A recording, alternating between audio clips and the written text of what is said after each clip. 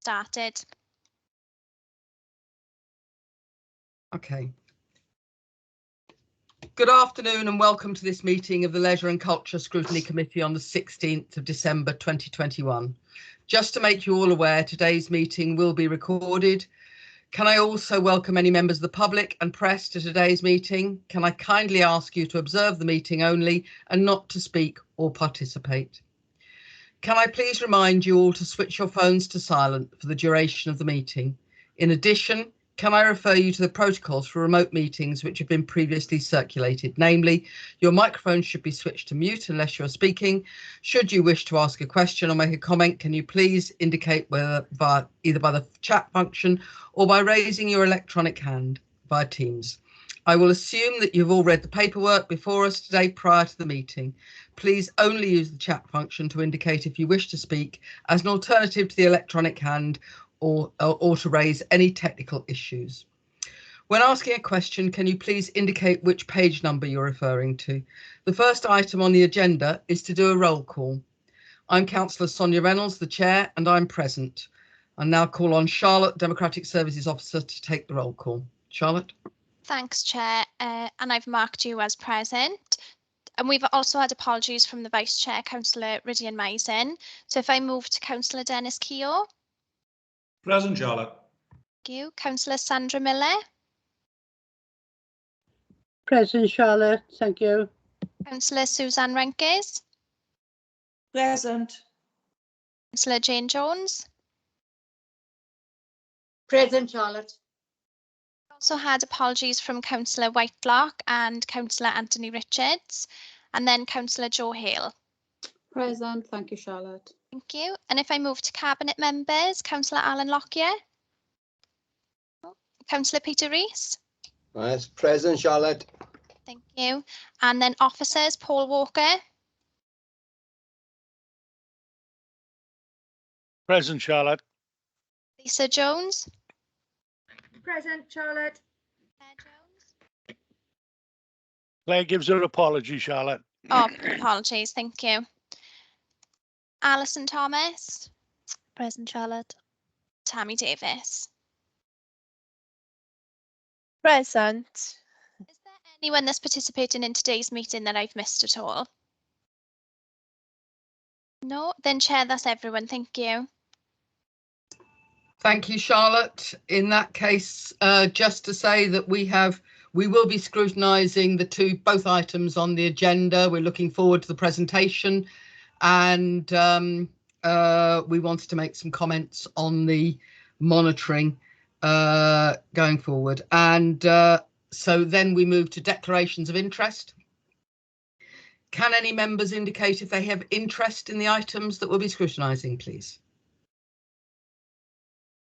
I see no declarations, so therefore we move directly on to the presentations, and with Claire not here, I'm assuming that the National Exercise Referral Scheme is all yours, Lisa.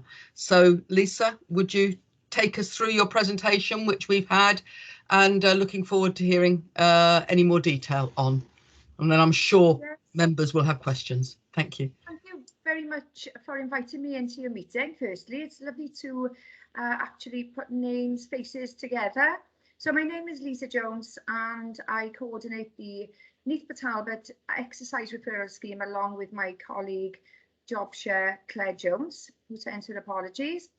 I apologise before we start the presentation. I'm not the best with IT, so I am going to attempt a screen share. Please enjoy the presentation. I hope you find it informative, and then at the end of the presentation, ask as many questions as you want to. Hope you enjoy. And I've already spoken with Charlotte. If we get time at the end of the presentation, there is a 3-minute YouTube video that I'd like to play. I'm very proud of the team and how they've pulled together and united during this awful last 18 months. Okay.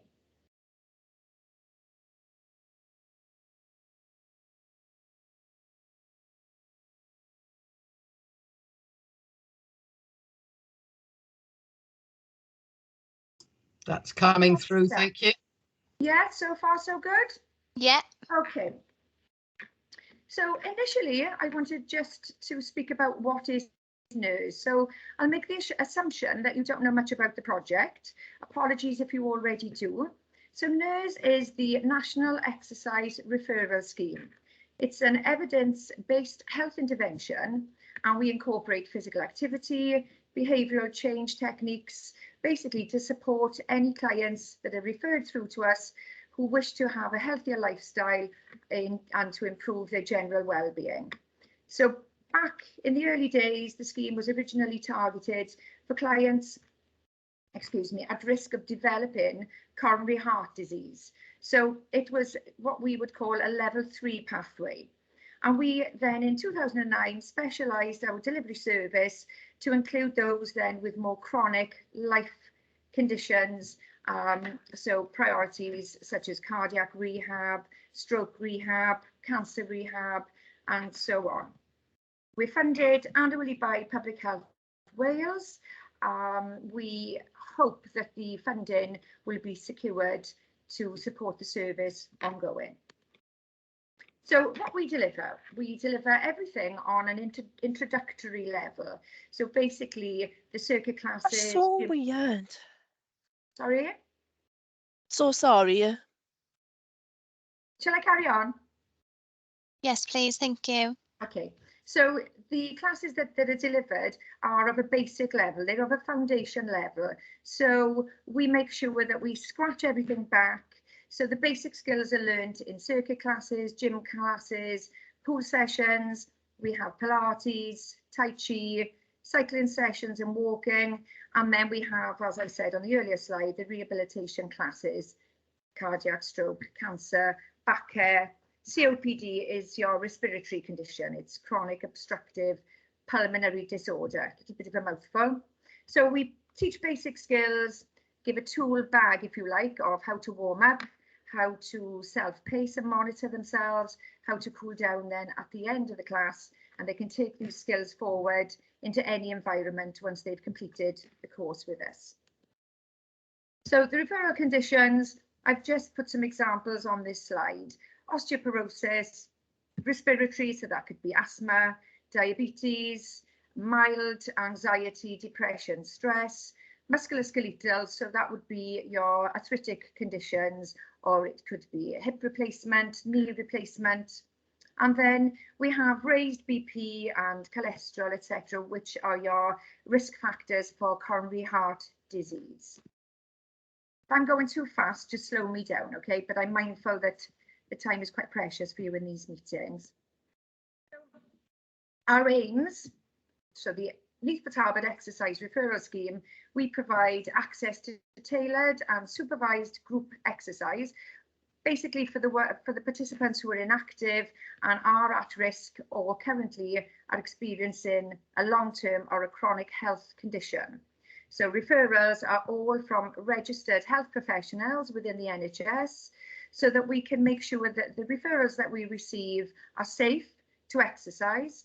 The medical professionals have accessed their medical notes, so they know what the inclusion and exclusion criteria is to access our scheme. So we ensure that population with chronic conditions are active and in the best possible health, that the clients that come through to us have good life expectancy, good quality of life, and have good physical and mental health. So we deliver the service across the whole of Neath Talbot Borough, and we deliver our classes in a variety of community and leisure venues. So we work very closely with the PAS department, Physical Activity and Sports Service. Paul Walker is my manager. And we also work very, very closely with Celtic Leisure Trust. So we deliver the service in community venues, but also largely at the leisure centre sites. So we're in Alf, which is the quite new site in Aberavon. We're in the Vale of Neath, in the Celtic Leisure site there. We're in Neath Sports Centre. We've got a very good working relationship with Celtic Leisure. So the timetable sessions then, they're at various times. They're on most days of the week. We work early morning sessions. We work after work sessions. We are very heavily reliant on an income that we generate from these classes. So we only charge £2 per session, but the income that we generate massively helps to support the scheme, because as I said on an earlier slide, we are grant funded and it's funded annually. So the sessions are an hour, sometimes they're 30 minutes, 45 minutes, but usually they're an hour long. And we try to encourage the participants to come to us for 2 sessions a week. The duration of the whole programme then is for 16 weeks. And then we review the progress at 16 weeks and offer options to remain active. So either with home programmes or local facilities. We have an agreement with Celtic Leisure that there's a stepping stone, if you like, financially from our scheme. They have a reduced membership rate when they leave us, and then they become fully paying members then eventually. Okay, so what I thought I'd do then, as I said earlier, I'm very proud of the team. We're all instructors. We're very used to delivering classes face-to-face. Our skills are people skills, front of house skills. So I thought I'd take you on our journey, our pandemic journey, just for you to see what we've produced during the last, what is it, 18 months? Okay, so our journey, 2020. So I'm just going to show you what our initial response was, how we resurrected our social media platforms, how we educated the team, the training that we undertook, the challenges and outcomes, and then what we'd like to see our future, our MPT's future look like. So initially, we had to cancel all the classes until further notice. We offered support to the existing clients. A lot of our clients, I would say the majority of our clients, needed to isolate. They are vulnerable adults with many medical conditions. So we set a task to phone, to make contact, coffee mornings, just video chats, telephone conversations, which was so appreciated. We also sent out home exercise programs for those that were interested. Excuse me. So we tried to engage with the clients from a distance. It was a challenge, but we did it. So Facebook and YouTube, we used a lot through the last 18 months. And then the last bullet point on that, educated Lisa and Claire on how to use Teams. So it's taken me 18 months, but I finally nailed how to share a screen. So our nurse Facebook page, it was started back in 2016. We were inactive pretty much from the get-go because we were a face-to-face delivery service. We didn't really need to adopt all that Facebook could offer. With the majority of our clients being older adults, a lot weren't confident with using things like Facebook. So we only had 49 people following the page. And you can see a little comment in the corner. We used to do walking football classes with Scott, one of the instructors that's been with us for years and years. He used to do walking football in Neath Sports Centre. So anyway, fast forward to October 21, just under 600 page followers, 28-day average post reach of 1,100 people. And we also successfully delivered weekly Tai Chi sessions. And then how we did it. So we developed a structured timetable for posts, so they'd be scheduled to go out daily. We created educational videos. We had videos on hip health, knee health, back health. So you can see some examples up on this slide. We put posters out. As I said earlier, we had live classes. So we had Tai Chi, we had walking, live walking, and we had Pilates. We did education sessions on food, and we also delivered circuit classes from kitchens and bedrooms and living rooms, and great fun. So we also used the Facebook platform then as a way to not just introduce the team, but to make sure that the individuals that were accessing Facebook didn't feel isolated. They knew the instructors, they could link up with the instructors, and it was an opportunity as well for them to share ideas, just to chat if they had any concerns. So the next page does take a little while to load because there's some YouTube clips on, which I won't play at the moment, just in case we run out of time. So yeah, YouTube. So the top clip is the one that I'm hoping, it's only 3 minutes long, and it's a nice lift. We are coming close to Christmas, and this was one that we put together last Christmas. But as you can see from the slide, we have Scott demonstrating Pilates, we have Nigel, the benefits of bone broth, we have a step workout with Claire, and ELP, which is the bottom slide there, that's Rachel in the corner. So ELP is Early Lifestyle Prevention. It's a project that we also work closely with, which basically is all around knee health. Okay, so videos were accessed via phones, iPads. We linked very closely with Digital Wales. We made sure that everybody in work had a laptop, but also the clients' children, grandchildren, helped them with their laptops, helped them to set up the service, and also they could link directly through their TVs. So as I said, if we have time at the end, I'll come back to the 12th slide, and it might be a nice way to finish off the presentation. So 2 screenshots of the circuit classes.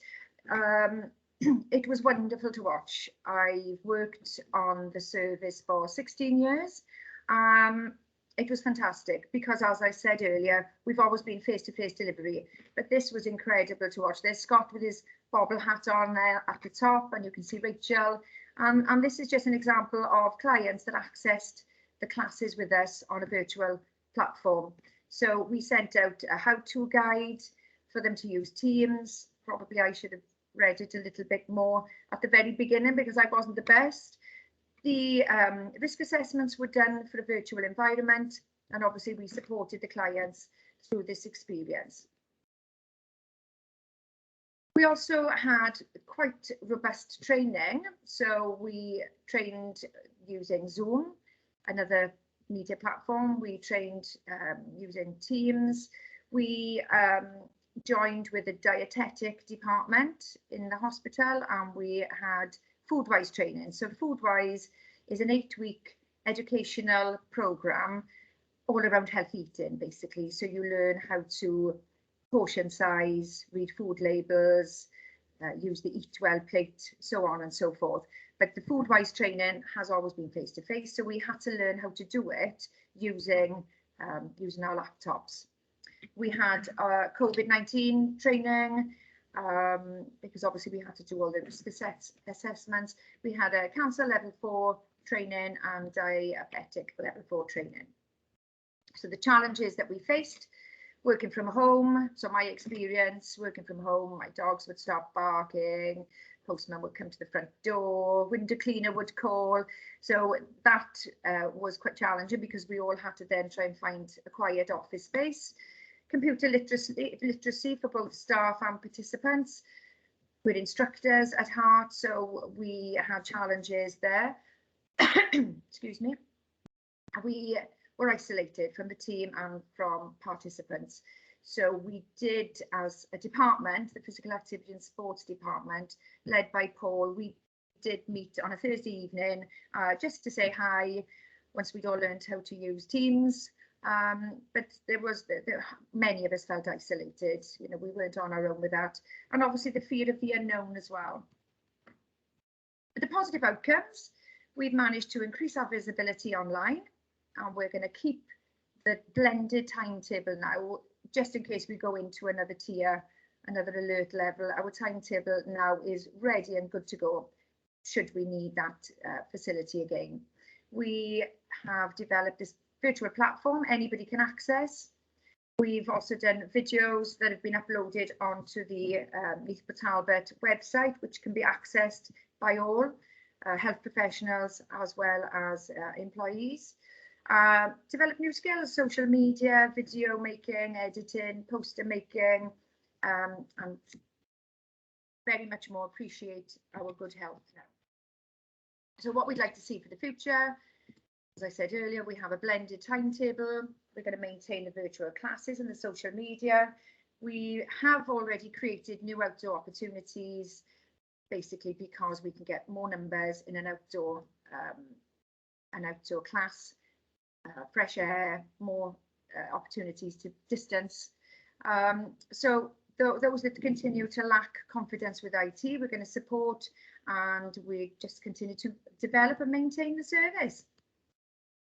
So our Neath Talbot Pass Future Vision, creating a Neath Talbot where everyone has an equal chance to be healthier, happier, safer and prosperous.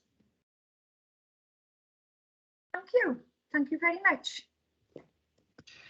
Would you like to go straight back to and play that clip before we before we go to questions, and then when that's finished, if people would like to flag their questions, that would be great. So this is just a video that we put together now during the pandemic. I brought it up on YouTube, so I will put it on a larger screen. I'm hoping you can see it. Press play. We can't see it just yet, Lisa. We haven't actually got it on our screen, no. It's still showing the presentation, so you might just need to come off sharing your screen and then go back onto it, because it might.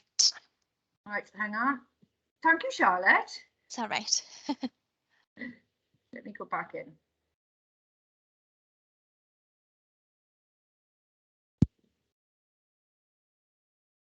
Can you see it now? Looks like it. Yeah.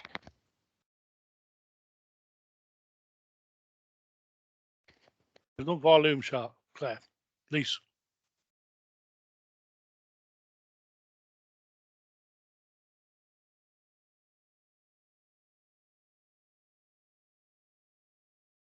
It's only music on in the background, Paul, so you don't really need volume.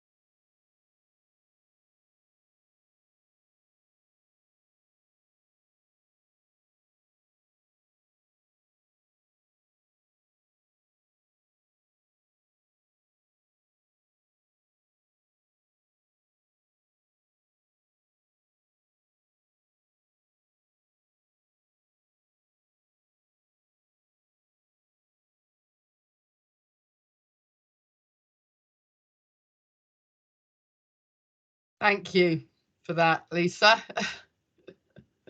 Even without the music, it was. Yeah. And I think you've got every right to be proud of what you've achieved there, Paul.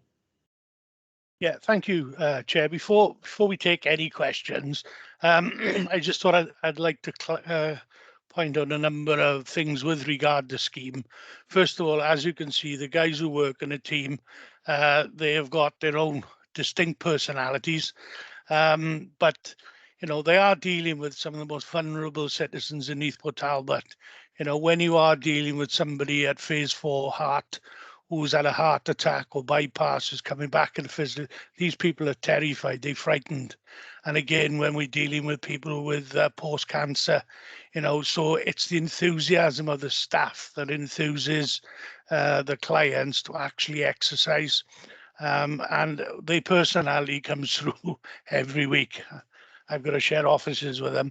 The other thing as well, you know, this scheme went through quite a robust assessment by Welsh Government in about 2008, 2009. I, along with other managers, was summoned to Cardiff for the results of this assessment by, I think it was Swansea University. And the then Wales Medical Officer, Dr. Jewell, his opening line was that the National Exercise Referral Scheme is saving health money. And we immediately knew we were going to get our grant funding for the next whatever years. We are heavily reliant on grant funding. It is 100% grant funded, but like all my other programs, we haven't had an uplift now for 7 to 8 years. And the income generation that these guys do through the classes, you know, that does help to sustain the program. And I think it's a very valued program. And as you can see, the clients, a lot of which Lisa mentioned, were isolated. And one of the few people they may see in a week during the dark time of March through to the summer last year, was the nurse team. So we're all very, very proud of them. And thank you for the opportunity to come along today, Chair, to present to you and the committee. So Lisa and I now are open to take any questions. I will only answer anything if Lisa doesn't feel she can. So thank you, Chair. Thank you, Paul. Any questions from any members of the group or comments? Councillor Jones. Thank you, Chair. Paul, Lisa, fantastic. I actually live with osteoporosis. I didn't know anything about NERS. I've been feeling quite, what can I say, isolated with no help from anywhere, just my painkillers. So fantastic news. I'm definitely downloading the MPT NERS straight away after this meeting. Thank you, Jane. I hope you feel the benefits as other people on the video seem to be doing. Councillor Keir. Anyway. Dennis. Thank you. I have had the benefit of these classes some time ago. Once I've got 4 stents fitted. I have angina. I found a benefit in these classes, and then of course COVID came along, and it's something I will have to rejoin and go back. I think my wife would benefit from it as well. So expect a call from me, Lisa. Absolutely, Dennis. I will prioritise your referral form. So you didn't expect to be recruiting, did you, Lisa? Councillor Renkes. Hi there, thanks. I'm sorry if whether you actually said this and I just missed it. I was wondering, you know, it's £2 a week per session, or £2 per session. Are there any concessions for example, universal credit? People, you know, want universal credit or anything like that? I'm afraid there aren't any concessions. So the cost has been set nationally. We have 22 local authorities that are all delivering similar services, and we have governance and £2. It used to be £1, then it went up to £1.50. Now it's £2. We are trying to keep it capped at £2, but I'm afraid, in answer to your question, no, there is no concessionary rate. Okay, thank you. I don't see any other questions. I just wanted to ask Lisa before we finish on this item. You mentioned some locations that you were offering from when it was possible. Is there anywhere in the Swansea Valley or Pontardawe area? Do you go to the leisure centre there? Yes, we're in Pontardawe Arts Centre. We're also in Pontardawe Leisure Centre. We have tried to keep the classes in the main central areas of Talbot, Neath, Pontardawe and Neath. We would love to be able to deliver the service further up into the valleys, for example, Cymmer, Blaengwynfi, Glencorrwg, etc. But we just don't have the staff. We're a very small team, and so we have to try and centralise the service. But yes, in answer to your question, we are in Pontardawe area.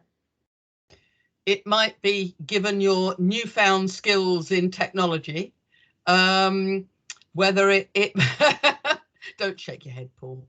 I couldn't get the volume on the video. Whether it might be really useful to consider whether you could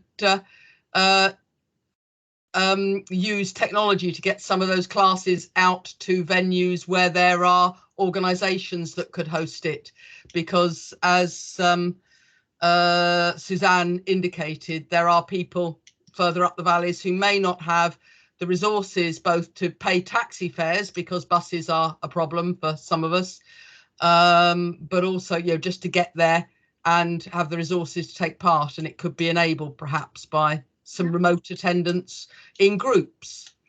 So it might be something that would be good to consider with you. Absolutely. Thank you. Open to any suggestions. We did have sessions in Cymmer, and we went to the flu clinic. This is pre-COVID. We went to the flu clinic, advertised the service, and we had 17 individuals sign up there and then. But when it actually came to the classes, only one attended the class. So sometimes it's difficult to motivate and to generate in certain areas. But we're more than happy to consider options in the valleys. You all can share my email details, and you can all get in touch individually, and we can put a plan together. Brilliant, thank you. Okay, I'd be really grateful if you managed to unshare your screen. And thank you very much for that. Councillor Keogh?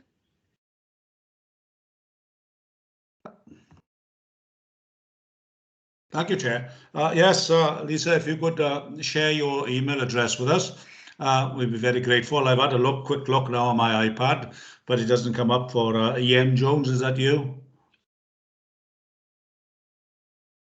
I'm L.Jones9. L.Jones9, thank you. L.Jones9, yeah. Thanks very much. Thank you, and I'm sure some of us will be in contact, possibly after Christmas now. Councillor Rees. Just a few words just to say thank you, Lisa, and please pass on my best wishes to the team. And, hope that next year will be a healthier new year for everybody, quite frankly. But well done to the team, and thank you very, very much. I'll reiterate that from the committee in general. Thank you very much, Lisa and Paul. It's always great to see these successes going on, and staff doing such a good job on behalf of our local residents. Right, I'm going to move on then to the quarterly performance data monitoring, and look at that moving forward. Rhiannon is the reporting officer. Is Rhiannon here, or are you taking this, Paul? I think Paul will be taking it. Yeah. Am I? Well, I'm hoping. We'll say I shall do what I can, Chair. Rhiannon doesn't appear to be with us. It's not a huge, and it's fairly self-explanatory. I don't know if there's anything that you wanted to say. Everybody's looked at the papers. No, not really, Chair. Other than obviously we haven't achieved some of the areas, but for that's, you know, it states the obvious on that. But I'm happy to take any questions, Chair. And then anything I can't answer, I will get the appropriate office via Charlotte to respond to you, Chair. Thank you, Paul. I think our overarching comment that we agreed in pre-briefing was we are all in full understanding of the restrictions that staff have been and venues have been working under over the last period, and quite impressed to see the number of theatre visits still at a reasonable level given the restrictions and given the concerns. So we can only say we're grateful for staff for carrying on and doing other work when they can't do their real jobs and keeping the system going. And we look forward to things being able to pick up in 2022. But we wait to see, and we wait to get through Christmas. I don't know if there's any other comments coming from staff. No, if you just pass on our understanding to staff and our view that things are going as well as you can possibly make them, and thank you very much. So Paul. Yeah, I just want to say, Chair, you referred to theatres, and it's great to be able to report that the pantomimes have been very, very well received across our 3 venues, and I include the Gwyn Hall. Obviously, just before we opened the doors, Welsh Government brought in the new vaccine passports, and to be fair to the managers, the guys there, they adapted very, very quickly, and we've had no real issues at all over the vaccine passports. You know, people are aware of what they have to do, and the majority, I'd say over 99%, 99.5% have turned up with their paperwork in order, and it hasn't been an issue. But again, I think I will pass on your thanks, Chair, to the team, because it has been a difficult adjustment for them all. But thank you very much for your comments. Thank you, Paul. Councillor Keogh. Yeah, Chair, I do know pre-briefing, and I think we were going to ask a question about Illuminate. We were going to mention looking forward to the results and the outcomes from Illuminate and where things were going forward, and the figures from the pantomimes, which I'm assuming will be in the next monitoring round. Yeah. What we were concerned about, I think, if I may, Chair, is that although it's been fully booked, though it's been tremendously successful, sometimes there are families who will be excluded because of the cost involved. I know that it costs a lot to put on, I understand that. But the thing is that in any way looking forward over the next 12 months towards the next Christmas, is that there's some way we can offer discretionary rates or what people who are in receipt of benefits and things like that. Because a lot of families would be excluded from it. Thank you. Yeah, it's a valid point, Councillor Keogh. As you know, Illuminate are a private company who come into the park. They've got 3 sites across the UK, including one of the Royal Parks in London. They're very nice people. They're very accommodating. I will speak to Dan, who's the chief executive, and I'll take that forward, because they are very conscious. They want to be inclusive within the county borough. So yeah, it's an excellent point, and I will take it on. The interesting thing for this year is that we're anticipating way past 60,000 visitors for the event, and it's going past Christmas this year and into the new, just before New Year. And again, that period is booked up very well, because it's summer for people who go after Christmas Day. And from the park's point of view, financially, as with 2 years ago, it's been a very lucrative arrangement we have with them, particularly on the higher fee, but also on our catering outlet. So yeah, it's a win-win for everybody. Thank you, Paul. Sandra Miller. Yes, thank you, Chair. Just a comment to Paul.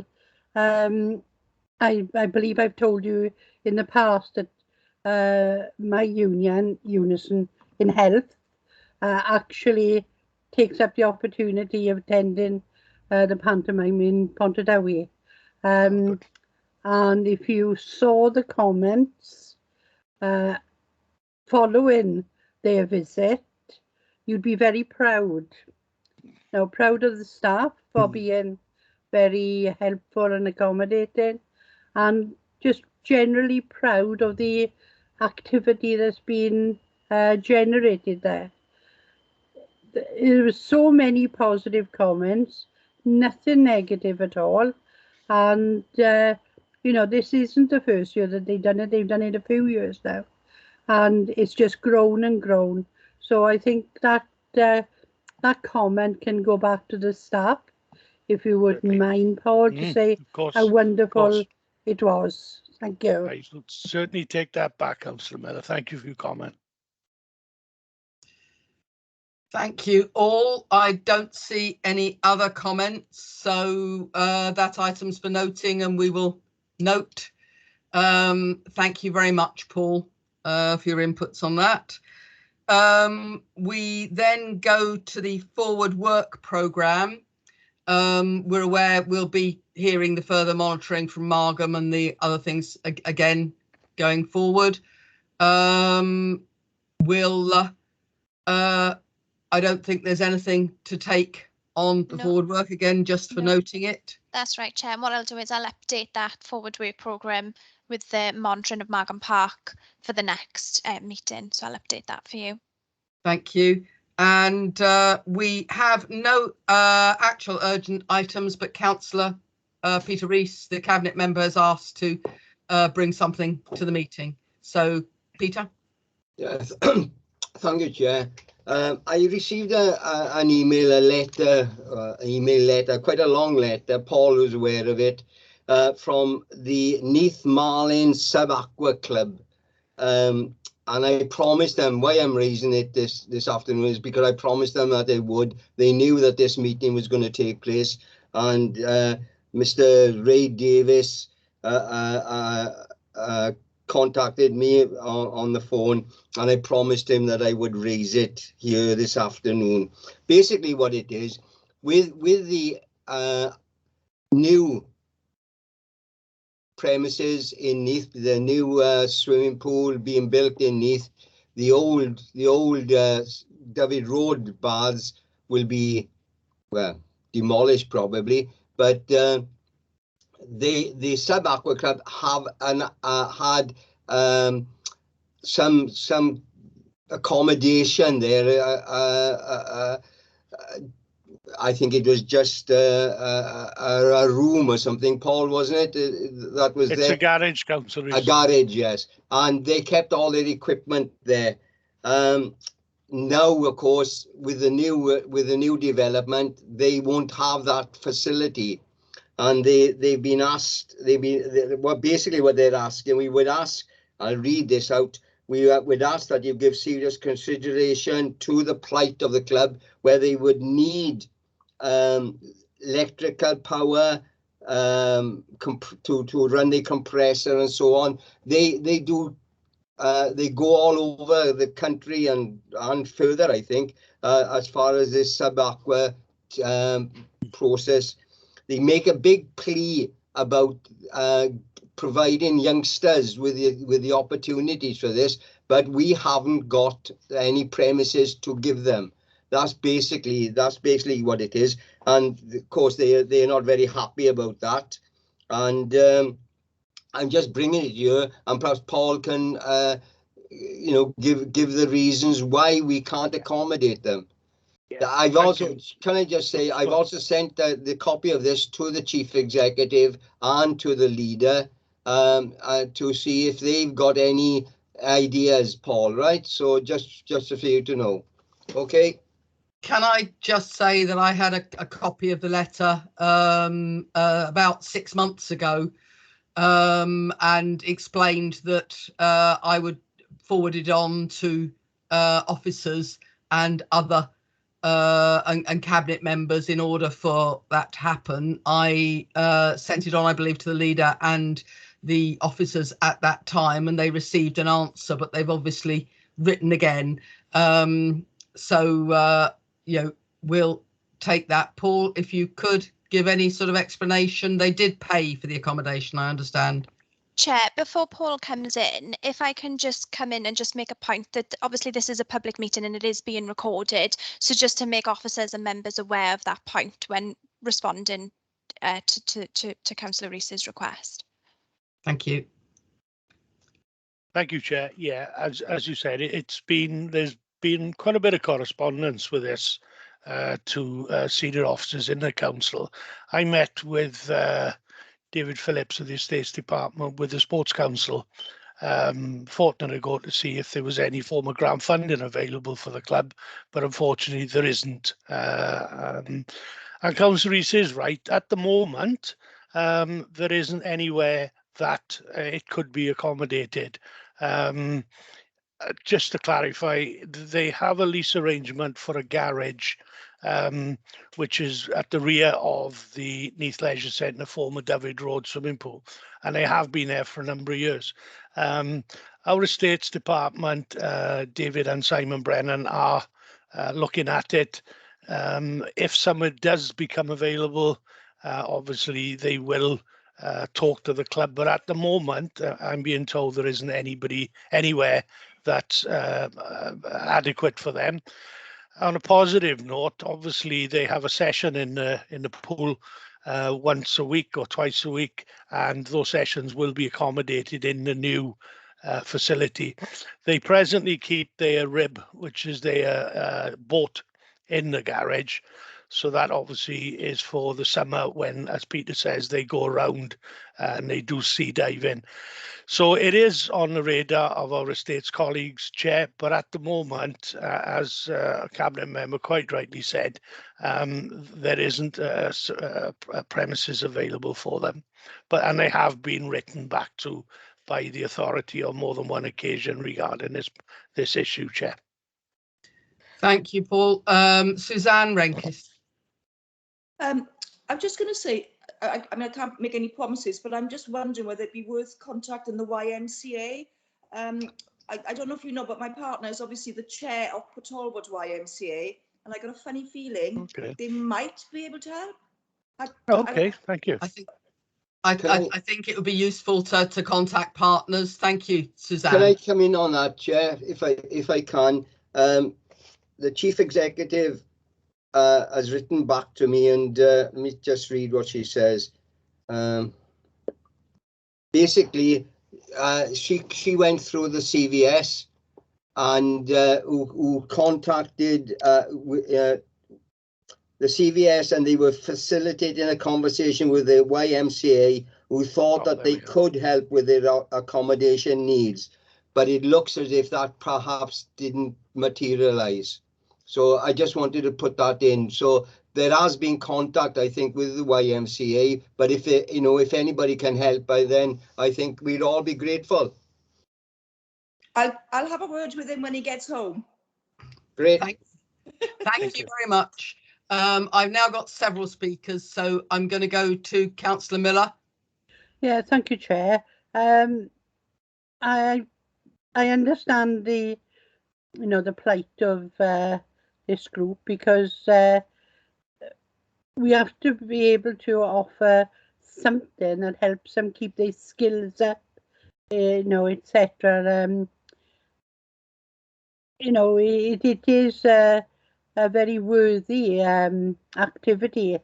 We've seen it, the types of things happening elsewhere, where they've used people with sub-aqua skills to actually save massive lives. So it is a case of I think we need to try to step forward with something, and I know it's difficult.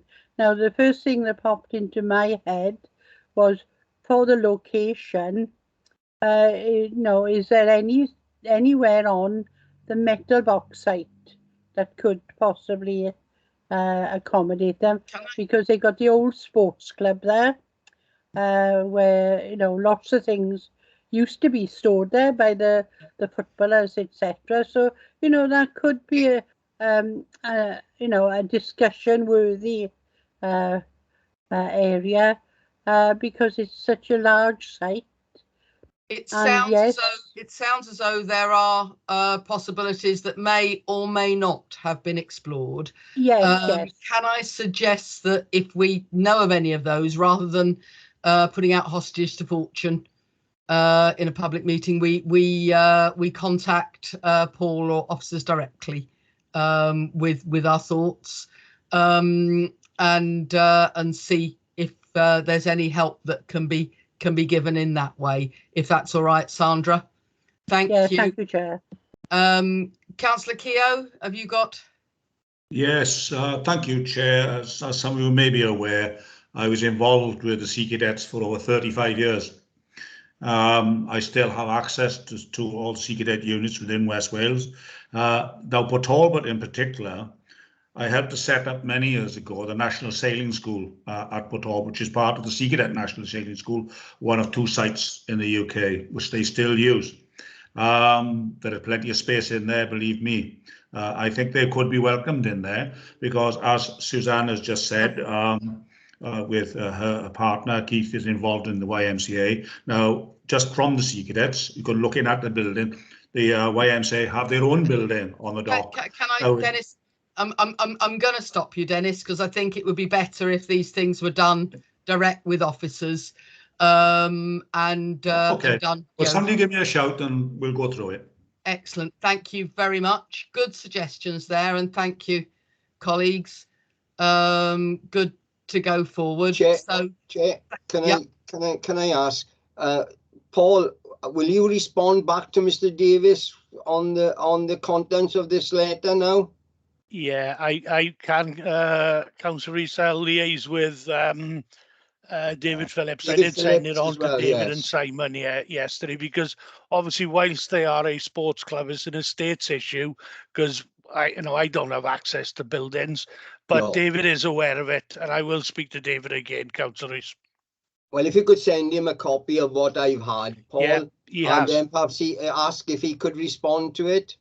Yep, I certainly will. Thank you. Thank you both. Thank you. Right. Thank you, Chair. That's all right. I'm gonna. I think there's nothing else to deal with. I'm going to bring the meeting to an end. Thanks, Thank Chair. you very much for your participation. And can I take this opportunity to wish you all the best Christmas and New Year you can possibly have. Thank you. Thank you, Chair. you. Merry Christmas to each and every one of you. Merry Bye. Christmas, Bye-bye. everybody. Bye. Merry Christmas. Bye. Bye-bye.